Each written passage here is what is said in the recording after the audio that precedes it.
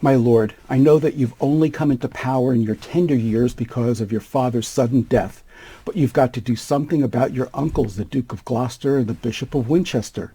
They're supposed to be your advisors, but the squabbling between those two could be as bad as one of the worst distractions any king could have to face.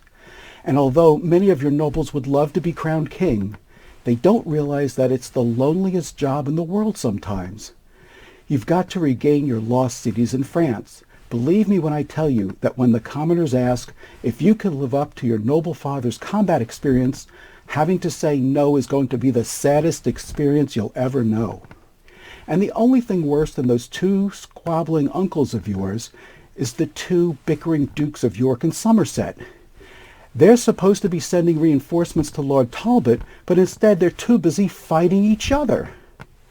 I realize that it's just no good anymore since you were a child and your father went away to fight wars in France. But like it or not, you've got three big tasks ahead of you. Now, I spend my time making strategies that work, so here are yours.